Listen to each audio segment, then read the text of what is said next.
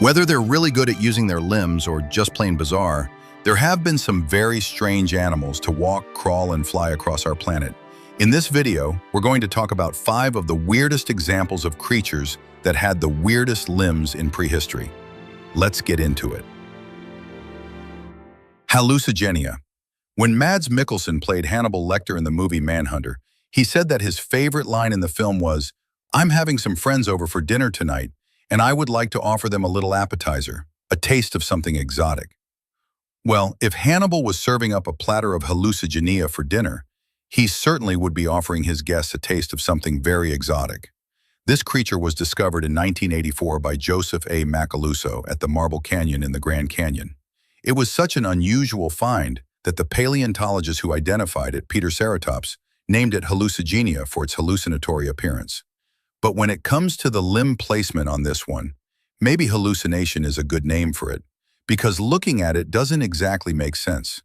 Basically, it was a strange mix between a caterpillar and a seahorse. It was about a foot long with an elongated body and a head shaped like a scoop. But what makes it so strange is the fact that it had 7 pairs of appendages, 2 sets on its head and 5 sets along its back. And these weren't small little limbs either. They were each tipped with a sharp claw and could be as long as 3 inches each. And if you thought that maybe it used these extra limbs to help it move around, think again. We don't know for sure how these strange creatures moved, but scientists do agree that all of the limbs were used for nothing more than feeding. And even then, no one's quite sure how they fed, since their mouths were nowhere to be found. As of now, the best guess is that they scooped up their food with their forelimbs, and the rest were used for steering. Speaking of limbs being in the wrong place, though, check out this next creature, Smilodon gracilis. Few creatures from prehistory strike fear into our hearts more than the saber-toothed cat. Its iconic long fangs are immediately recognizable and often show up in movies, TV shows, and books about prehistoric life. However, when we imagine what a saber-toothed cat looked like, we usually picture something close to a tiger or a lion. So when we hear about Smilodon gracilis, we might be surprised at how much it differed from its big cat cousins. First off, Smilodon gracilis was gigantic. Unlike the modern cougar, which is usually just a bit bigger than your average house cat, Smilodon gracilis was more than twice the size. This guy was a huge predator, reaching lengths of 11 feet and weighing as much as 1,500 pounds.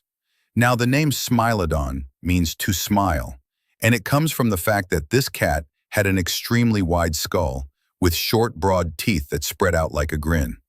But what's really weird about this cat isn't its smile, it's its paws.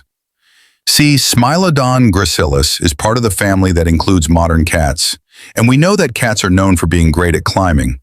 But this saber-toothed cat was not only terrible at climbing, it couldn't climb at all. Its limbs were far too short to use for climbing trees, and its claws were far too large and far apart to give it any sort of leverage.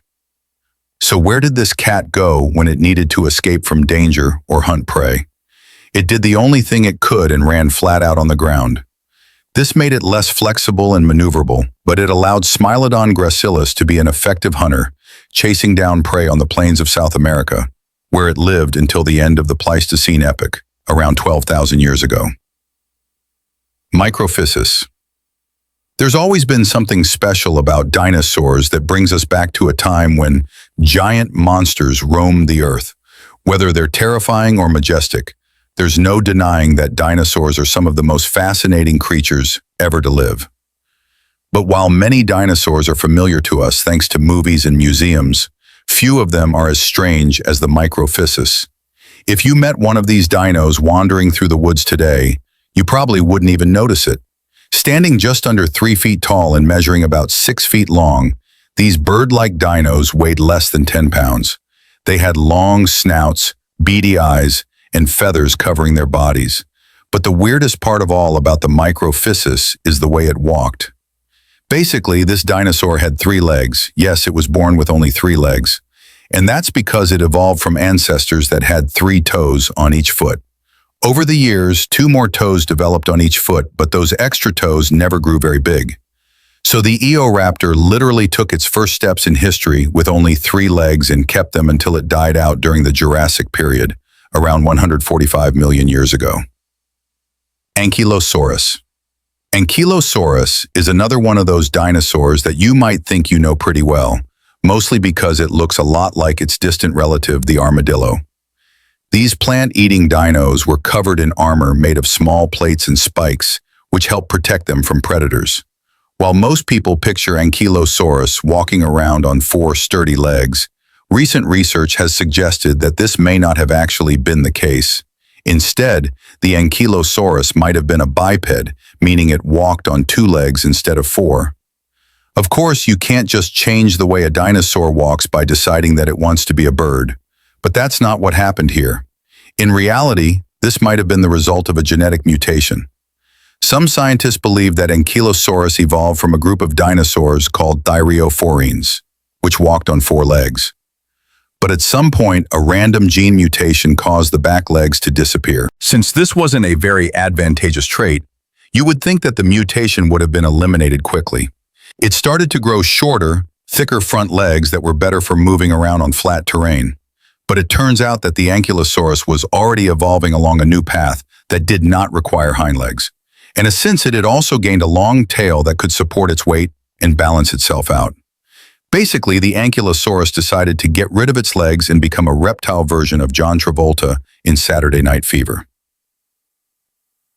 Basilosaurus. You can't talk about extinct animals without mentioning whales. After all, they're the reason we have the word whale in very naughty whale.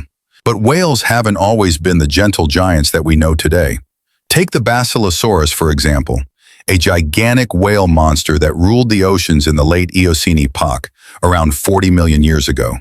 Growing to lengths of more than 50 feet, these whales were nearly twice the length of a school bus.